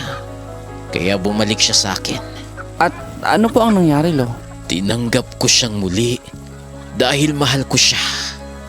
Naging maayos ang relasyon namin ng lola mo at pagkalipas ng 2 taon ay isinilang niya si Hugo, ang iyong ama. Ngayon ko lang po ito nalaman, Lo. Isa kasi itong lihim na itinago ng pamilya natin. Pagkalipas ng ilang taon, nagkaroon ng kinakasama si Hinaro na nagngangalang Alisa. May isa siyang anak sa dati nitong karelasyon. At ikaw ang batang yon, Andres. Ano? Ang sabi sa akin ni Papa, sa ampunan niya ako nakuha nun. Yun lang ang sinabi namin para makaiwas sa iskandalo, iho. Ayaw naming pag-usapan tayo ng mga tao. Kung ganon, nasaan na po ang mama ko? Pwede ko po ba siyang makita? Ikinalulungkot ko, iho. Pero wala na ang mama mo. Namatay siya sa isang car accident nung papunta siya sa venue ng kasal nila ni Hinaro. Nakalulungkot ang mga pangyayaring ito. Pero wala na rin naman ako magagawa. Sanay na rin naman akong lumaking walang ina. Kahit wala na si mama, natutuwa na rin akong malaman na kilala niyo siya. At least, kahit sa puntod man lang ay madalaw ko siya. Salamat po sa lahat, Lolo. Patawad, Apo. At ngayon ko lang ito sinabi sa iyo. Ayoko lang guluhin ang iyong isipan. Gusto ko nang burahin ang nakaraan. Lalo na kung may kinalaman kay Hinaro. Noon, magkasundo pa sina Hinaro at Hugo. Pero nagkaroon ng problema nang magdesisyon akong ipamana ang lahat ng mga ari-arian ko sa tunay kong anak na si Hugo. Kaya siya nagalit? Oo. Hindi matanggap ni Hinaro na hindi siya ang panganay. Galit na galit siya nang malaman niyang kay Hugo ko ipinamana ang lahat. Umalis siya at simula noon, wala na akong balita. Ilang beses na lang kaming nakatanggap ng sulat na nagbabantang babawiin daw niya ang yaman na para sa kanya raw. Kung ganon, kailangan nating magdoble ingat.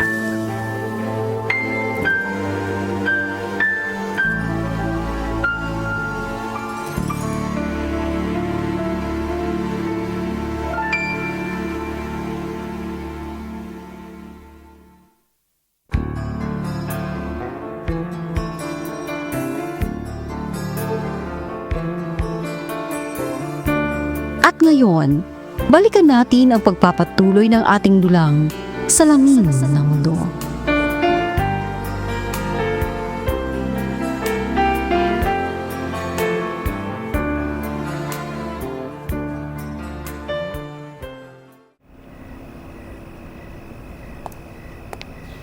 Oh, Marcella! Kumusta? Wala pa rin ba ang papa mo? Nasa US pa rin? Opo, siguro isang buwan pa siya roon.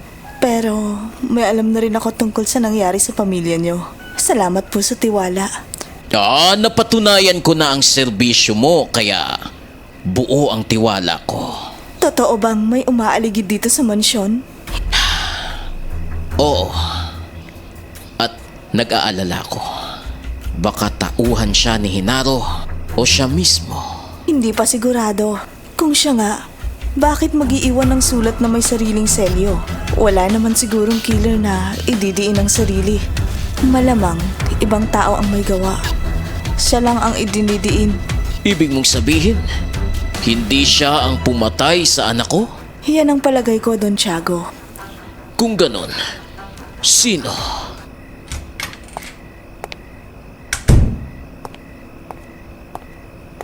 Lo, narinig ko lahat ng usapan ninyo. Andres, anong ginagawa mo rito? Sino ang may sabing pwede kang pumasok? Pasensya na ho, Lo. Panahon na para malaman mo. Noon pa ako nanahimik dahil alam kong gumagawa ka na ng paraan para makaiwas tayo sa mga nagbabanta. Pero kanina, sa lugar kung saan nakita ang taong umaali-aligid, nakakuha ako ng isang singsing. Pamilyar po ba kayo dito? Ang singsing na yan. Yan ang simbolo ng grupong sinalihan ni Hinaro. May ukit na pakpak ng uwak. Buhay pa pala ang grupong yan. Ano ang pangalan ng grupong yan, Don Tiago? Alabama del Cuervo. Mga kilalang bandido. Magandang lead ito. Malaking tulong sa investigasyon. Kailangan ko itong mai-report sa opisina para magawa ng aksyon. Sandali, Marcella. Magkape ka muna ng DJ Eve 16-in-1 bago ka umalis. Maaga pa. 6:30 pa lang. Salamat po, Don Tiago. Paborito ko talaga ang kape na yan. Kaya hindi na ako tatanggi. Duding, ikaw na ang bahala sa kanya. May pag-uusapan lang kami ni Andres. Masusunod po, Don Tiago. Halika, Marcella, iha. Sa kusina tayo. Ngayon, Andres, diretsuhin mo ako. Ano pang alam mo sa lihim ng angka natin? Lolo, mahal ko ang pamilyang ito. Hindi ako papayag na basta na lang sirain ang kung sino mang may balak na masama. At sino ang tinutukoy mong sisira sa atin? Naalala ko, 12 anyos pa lang ako noon. Papasok sana ako sa study room mo para magtanong sa'yo ng assignment. Pero nadatnan kong nag-uusap kayo ni Nana Duding. Narinig ko ang tungkol sa tunay na tagapagmana ng mga Del Mundo.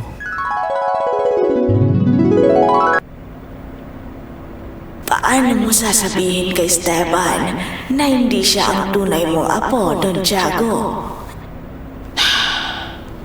Sa tamang panahon, Duding, hanggat wala pa tayong balita kay Hinano, hindi natin pwedeng ilabas ang katotohanan. Delikado ang buhay ni Lynn kapag may nakaalam.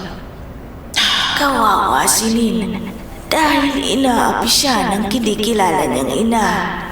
Kung may ibang paraan lang sana, hindi tayo masasadlak sa ganitong sitwasyon. Andres! Bakit mo itinago sa akin na may alam ka dito? Tapatin mo ko. Kaya mo ba pinakasalan si Lynn? Dahil interesado ka sa kayamanan ng pamilya natin? Lolo, alam ng Diyos na hindi ko magagawa yon. Kung ganon, ano ba talaga ang motibo mo? Nung nakaraang buwan, bago pa mangyari ang insidente sa tubuhan, may nakita akong laging umaali-aligi dito sa mansyon. Naisip ko, baka may kinalaman yun kay Esteban. Kay Esteban? Paano? Nahuli ko siyang pinapasok yung lalaki sa lumang bodega. Noon ay nasa kwadra ako, nag-aalaga ng mga kabayo. Nang tanungin ko si Esteban, sabi niya, bisita raw niya. Pero halatang kinakabahan yung matanda, hindi man katingin ng diretsyo. May kutob ka bang kakaiba sa taong yon? Oo, kinutuban ako. Kinalkal ko ang lumang photo album sa sala at doon ko nakita ang mukha niya. Kasama siya sa mga litrato ni Papa. Sobrang lapit nila sa isa't isa. Iho, baka ang nakita mo ay si Teo. Matalik na kaibigan ng papa mo mula pagkabata. Anak siya ni Matias, isa kong dating kaibigan. Hindi sila mapaghiwalay noon. Siya nga, Lolo. Hindi ako nagkakamali. Tumanda lang yung itsura niya. Pero siya yung kausap ni Steven sa bodega. Imposible. Patay na si Teo. Magkasabay silang namatay ng papa mo. Pero hanggang ngayon, hindi pa natatagpuan ang kanyang bangkay. Mga damit lang na punit at may dugo, katabi ng labi ng papa mo. Kung ganun, posible kayang buhay pa si Mang Teo? Pero kung buhay siya, bakit nagtatago? At higit sa lahat, paano nagkapalit si Nalin at Stevan?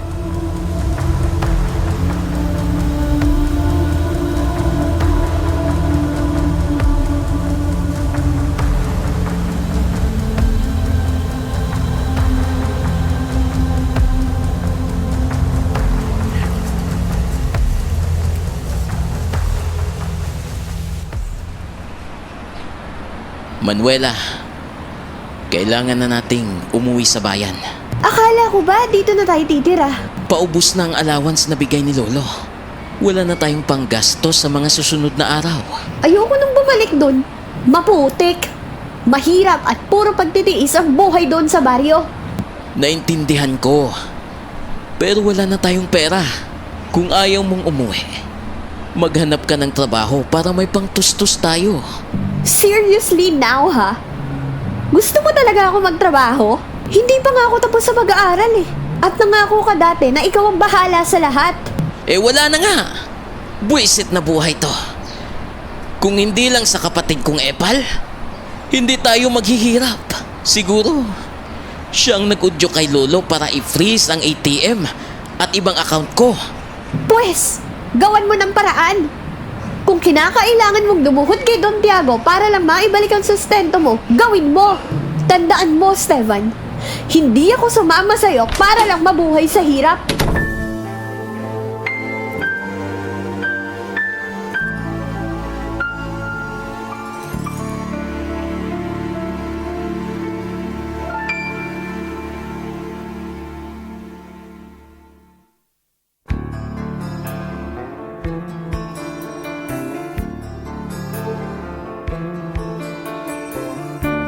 At ngayon, balikan natin ang pagpapatuloy ng ating dulang Salamin ng Mundo.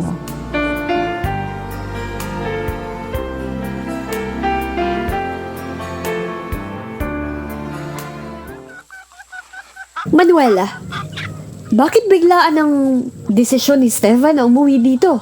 Hindi ko rin alam, Nay. Ang sabi niya, kakausapin niya si Don Tiago para ibalik ang sustento niya. Pero, may babalik pa kaya? Ang alam ko, mayroon siyang ipon at may plano pang magpatayo ng restaurant doon sa syudad. Noon ho yun. Pero ngayon naka-freeze na ang lahat ng account niya. Wala na kaming pera. Hayaan mo, Iha. Naniniwala pa rin ako kay Esteban. Dapat lang, Nay. Ayoko nang bumalik sa hirap at ayoko nang maulit ang naranasan ko noon. Kaya dapat lang magtagumpay siya. Dahil kung hindi, iiwan ko siya.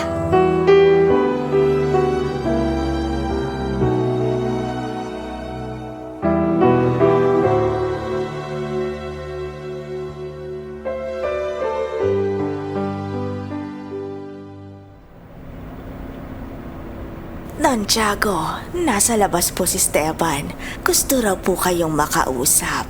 Aba, bumalik din ang batang yun? Sige, papasukin mo.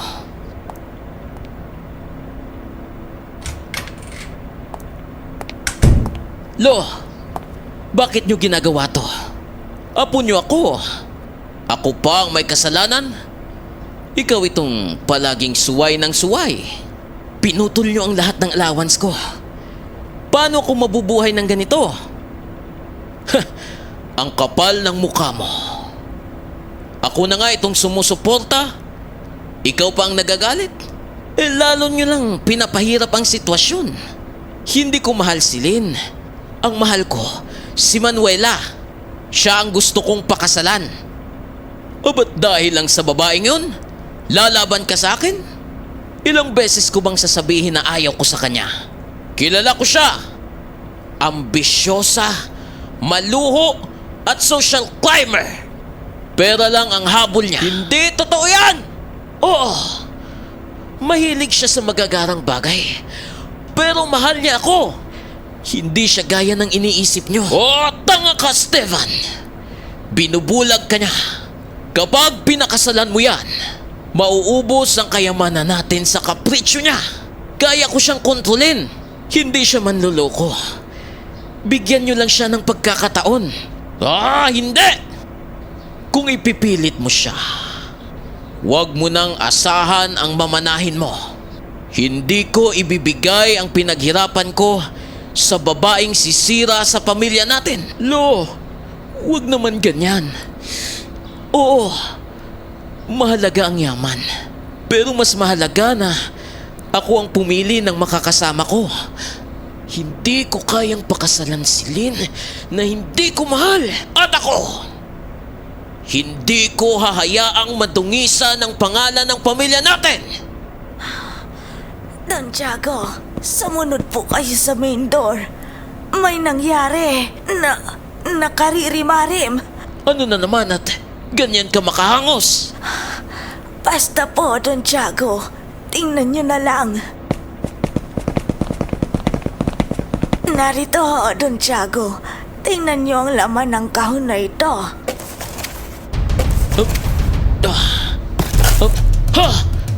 Diyos ko! Sinong may kagagawa nito? Lo, isang pugot na ulo ng aso. Ano na naman kaya itong nakasulat dito? Hindi niyo ako matatakasan. Isa-isa kayong babagsak. Katulad ng asong ito. Pupulutan ko kayo ng dangal at buhay. Ang yaman na kinuha ng pamilya niyo, kukunin ko pabalik. Kahit maligo pa sa dugo ang bawat isa sa inyo. Kung hindi niyo ibibigay ng kusa, kukunin ko sa paraang hindi niyo malilimutan. Walang ligtas. Kahit saan kayo magtago, mahahanap ko kayo. Punyeta! Kung sino mang demonyo ang nasa likod nito, hindi niya alam kung sino ang pinagbabantaan niya. Pero, Don Tiago, paano kung mismong malapit sa inyo ang traidor? Baka isa sa mga taong pinagkakatiwalaan nyo ay siya ring may gawa nito. Lo, mas malala ito kaysa iniisip natin. Kung nagawa niyang magpadala ng ganito, ibig sabihin, handa siyang pumatay. Hindi na ito simpleng pananakit lang. Isang madugong laban ang hinahanda niya. Kung laban ang gusto niya, pues, laban ang makukuha niya. At sa dulo, ako mismo ang dudurog sa kanya.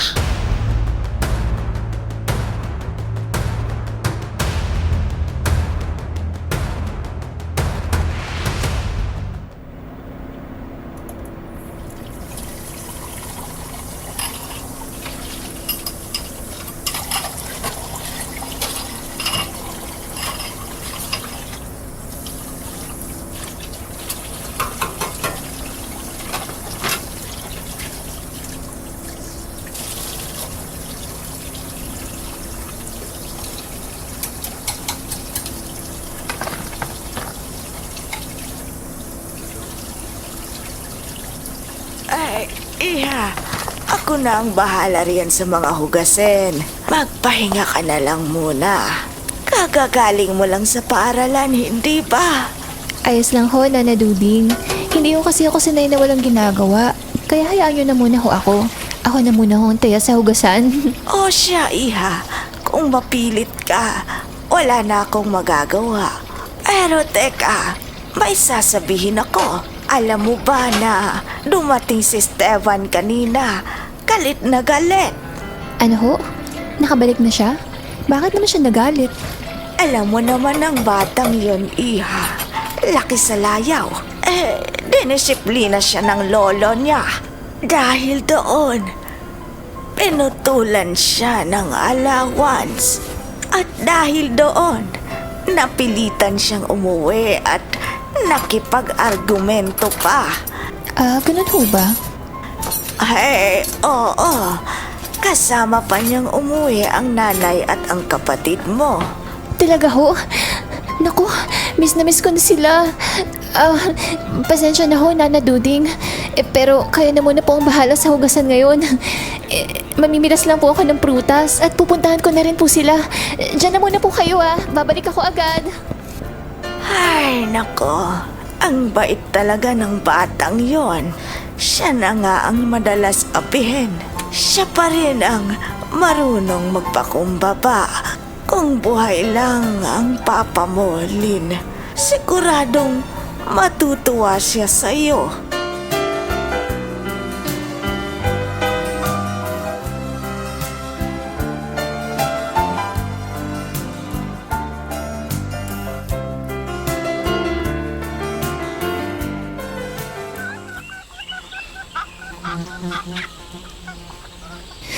Ay, sana matuwa sila sa prutas na dala ko. Nay? Manuela? Nasaan kayo? Wala sila dito sa loob Saan na kaya sila? Lynn! Sino ho kayo? Anong ginagawa niyo dito?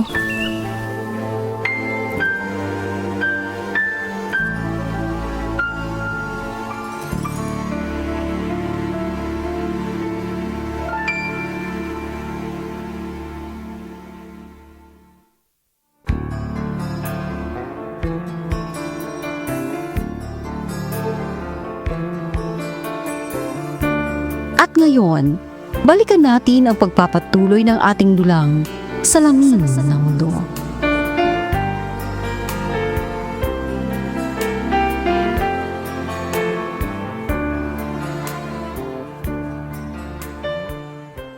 Lynn, ako ang tatay mo.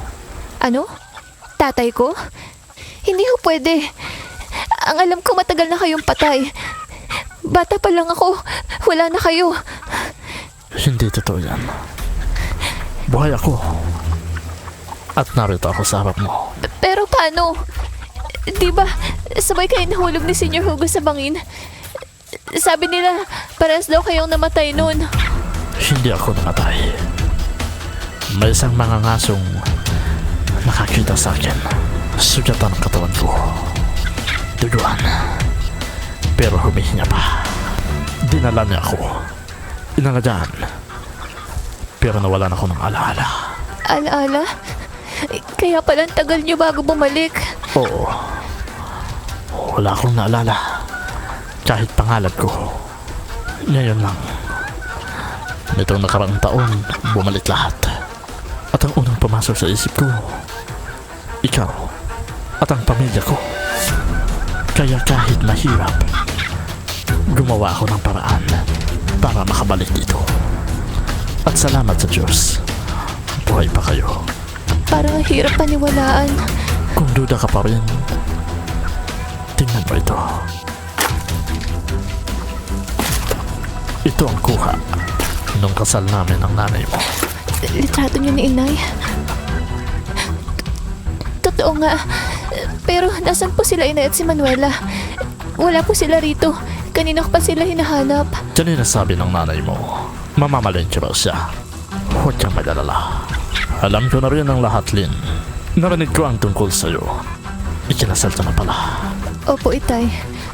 Gusto kita makasama. Hayaan mong bumawi ako.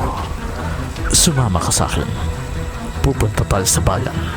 Pero paano sila Inay at Manuela? Dalhan natin sila ng pasalubong. Ano bang hilig ng nanay mo? Sobrang hilig niya ngayon ng DJ Eve 16-1 coffee. Palagi nga niyang pinapabili yun eh. Sige, bibili tayo. Pero anak, tandaan mo, mula ngayon, hindi na kita iiwan. Tay. Magbihis ka na. Para makabalik tayo kaagad.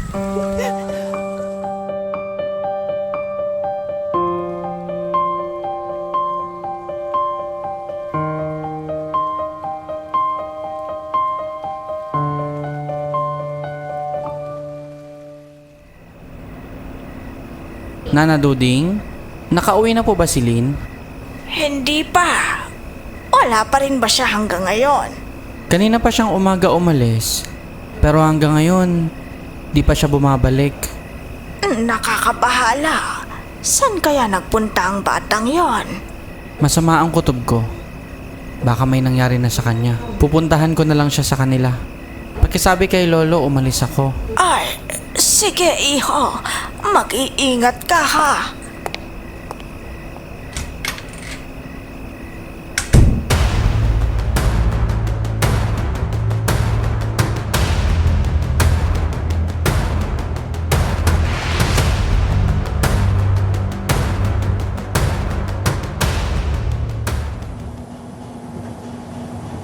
Inay? Bakit tayo nandito? Totoo bang buhay si tatay? Nalilito na ako sa lahat ng mga nangyayari. Anak, mahirap ipaliwanag sa ngayon. Hintayin na lang muna natin siya. Siya mismo ang magsasabi sa'yo ng totoo. No! Narinig ko sila sa phone call. Nag-uusap sila ni Stefan. Tinawag na si Stefan na anak. Anong ibig sabihin nito, Inay? Manuela, huminahon ka muna. Huwag niyo na akong gawing tanga, Inay! Alam niyo na palang magkapatid kami ni Stefan. Pero hinayaan niyo akong umibig sa kanya! Ano na lang ang iisipin ng mga tao? Na nakarelasyon ko ang sarili kong kadugo! Anong klase ka, ina? Manuela, makinig ka. Kailangan mo nang malaman ang totoo. Hindi kita tunay na anak. Anong ibig din sabihin? Anak ka ng matalik kong kaibigan na isang Jabayuki. Iniwan ka niya sa akin nung sanggol ka pa bago siya bumalik sa Japan. Hindi ka na niya muling binalikan. Inalagaan kita hanggang sa lumaki ka. Hindi kayo magkadugo ni Stefan dahil magkaiba ang inyong mga magulang. Dahil siya ang tunay naming anak. Kaya pala. Pero bakit hindi niya sinabi noon ba? Niloko ninyo ako! Niloko niyo ko, inay!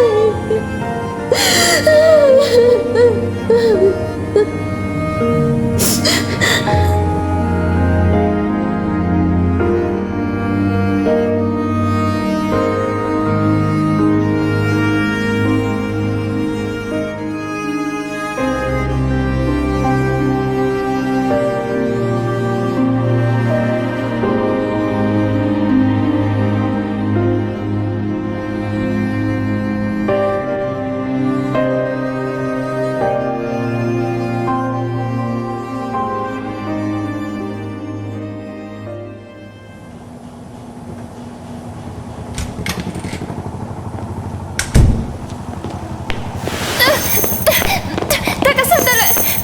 Anong ibig sabihin nito? Bakit niyo kinakalat ka, Titay? Clara! Hawakan mo siya. Itali natin sila. Pero Itay, bakit niyo po ako ginaganito? Wala akong kasalanan. Nakikiusap ako. Huwag naman. Dahil doon pa lang, pinatay na kita. Nagkamali ako nung binuhay kita. Panahon na para malaman mo ang buong katotohanan. Ang pinagmulan ng peklat mo sa mukha.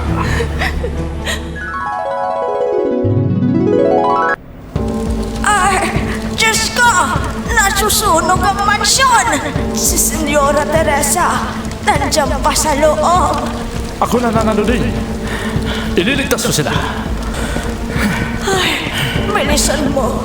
Iligtas mo sila ng anak niya. Pare, patawarin mo ako. Hindi ko na naligtas ang asawa mo. Wala na siya. Hindi na humihinga nung maabutan ko.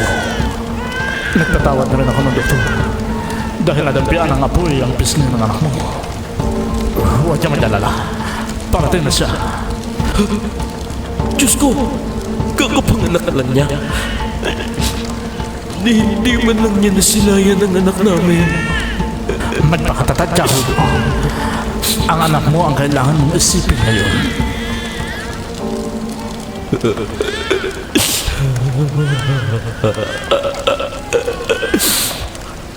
Ang kawawa kong anak. Iniwan na tayo ng mama mo. Hugo. Tingnan mo ito. Alam ko yan. Ang simbolong nakaguhit sa panyo. Pag-aari yan ng mga bandido sa bundok. Sila ang dahilan ng lahat ng ito. At alam mo rin na sumama sa kanila ang kapatid mong si Hinawa. Puno siya ng galit at inggit. Nangako siyang malihiganti. At kukunin ang lahat ng dapat ay sa kanya. Oo, alam ko. At hindi siya titigil.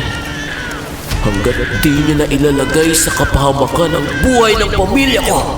Kaya may kailangan tayong gawin. Kung hindi, kukunin niya pati ang anak mo. Ano ang mungkahi mo? Ipagpalit natin ang mga anak natin pansamantala. Babae ang anak mo, lalaki ang sa amin. Magkasing edad sila at linggo lang ang pagitan. Kung anak namin ang nasa inyo, mas mainam. Para kapag lumaki na, saka na lang natin ipagtapat ang totoo. Pwedeng maging protektor ng anak mo ang anak ko dahil lalaki siya. Malilito si Hinaro. Hindi niya makikilala ang tunay mong tagapagmana. Kami nang bahala sa kanya. at ituturing namin siyang amin. Kung yan lang ang paraan para mailigtas ang anak ko, pumapayag ako. Kahit masakit, gagawin ko. Ano? Pinagpalit niyo ako kay Esteban? Oo, Lynn.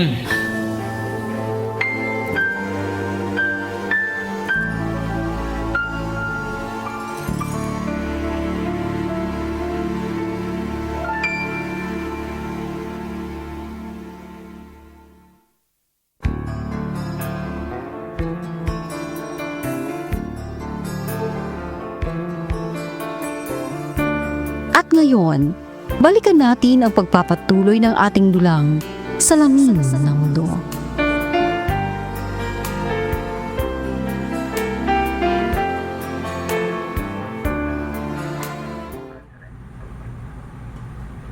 Kailangan kong i-report sa polis ang mga nangyari. Sigurado ako at malakas ang kutob ko na may kinalaman dito ang misteryosong lalaking umaligid sa bahay nung nakaraang araw. Sir Andres, anong ginagawa niyo rito sa police station? Sa tingin ko, dinukot ang asawa ko.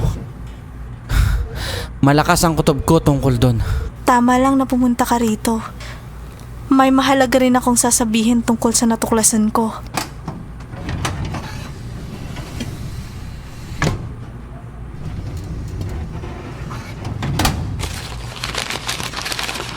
May update na ba tungkol sa kaso? Meron na. Ayon sa mga impormasyong nakalap ko, hindi si Henaro ang may kagagawan ng lahat ng nangyayari sa pamilya niyo. Anong ibig mong sabihin? Nakikilala mo ba ang taong ito? Si Mang Teo ito ah. 18 taon na simula nang maideklarang patay si Teo, hindi ba? Pero noong panahong yon, gumawa siya ng patibong para mahulog sa bangin ang kabayong sinasakyan ni Senyor Hugo. Nagkunwari siyang patay para maisagawa ang plano niya laban sa inyo. Anong plano yun? Hindi ko maintindihan. Magkasabuat sina Henaro at Teo, pero sa kasamaang palad, napatay si Henaro sa isang engkwentro. At ang sulat na natagpuan sa tabi ng bangkay ni Senyor Hugo ay totoong sulat kamay ni Henaro. Napag-alaman ko na bago pa man niya isakatuparan ng plano nila, namatay na si Henaro. Kaya napapaniwala kayong lahat na siya pa rin ang nagbabanta sa inyo. Kung ganun, tama nga ang hinala ko. Sa ngayon, kailangan nating tuklasin kung ano man yon. Kumilos na tayo bago pa may masamang mangyari.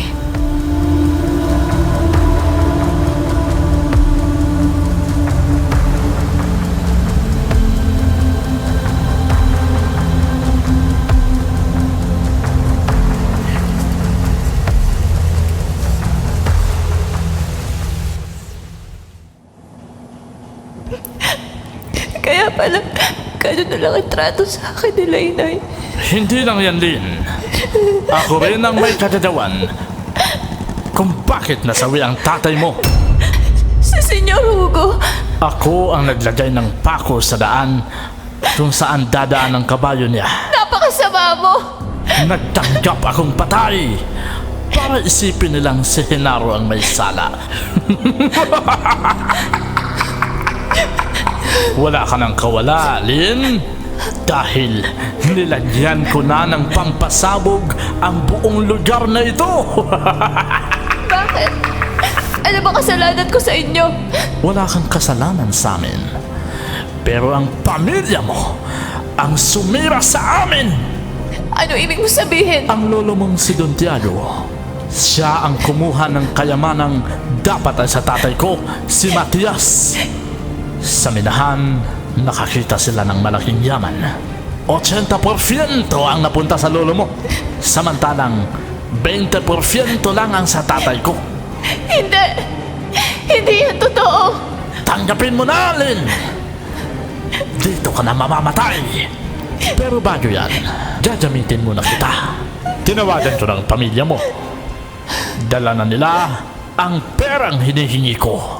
Kapag nakuha ko yun, tatakas kami ni Esteban at Clara. Sayon, inihahanda na ni Esteban ang sasakyan. Pakawalan mo na ako! Parang awa Clara, Manuela, umalis na kayo. Susunod ako kapag nakuha ko ng pera. Ang kabaliwan mo, Teo. Hindi ka magtatagumpay. At paano ka nakapasok dito? Pakawalan mo ang apo ko. Wala siyang kinalaman sa alitan natin nung araw. Sinungaling! Isa kang magnanakaw! Hindi ako magnanakaw. Ang totoo, patas ang hatian namin ng tatay mo sa kayamanan noon. Siya ang umubos ng pera sa sugal, babae at alak. Sa halip na ipundar, sinayang niya. Tumigil ka na, tanda! Akin ang pera o mamamatay ang apo mo? Hindi mo na kami maluloko, Teo. Wala nang silbi ang hawak mo. Nadisarma na ng mga pulis ang mga bombang tinanim mo kanina pa. Hindi mo napansin na narito na sila. Hindi! Hindi pwedeng mangyari to. Hulihin na siya! Tawagin na siya! Hindi! Pakawalan niyo ako! Mga hayop kayo!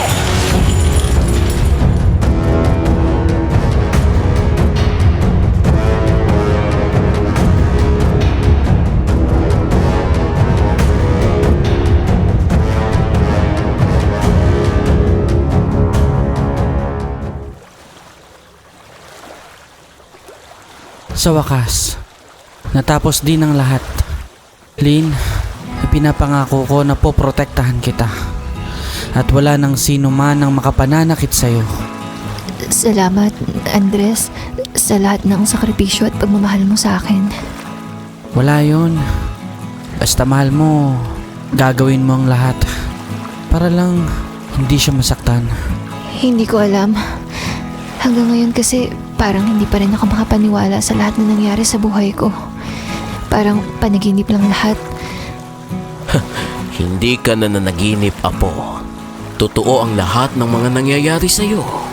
Hayaan mo at babawi ako sa lahat ng pagkukulang ko.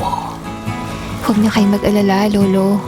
Sapat na sa akin na makasama ko kayo ni Andres sa buhay ko. Bubuo tayo ng mga bagong alaala. Pero ano na kayo mangyayari kina Esteban at Nanay Clara? Binigyan ko na ng malaking halaga sila ni Clara at inutusan kong magpakalayo-layo kasama si Manuela para makapagsimula ng bagong buhay. Si Teo naman ay mabubulok na sa kulungan. Total, tapos na ang lahat ng gulo. Gusto ko sana makapagsimula tayo, Lynn. Yung wala nang halong kasinungalingan, pagpapanggap o gulo. Mapagbibigyan mo ba ako? Siyempre naman. Bakit hindi? Sama-sama nating harapin ang bagong umaga na puno ng ligaya at pagmamahalan.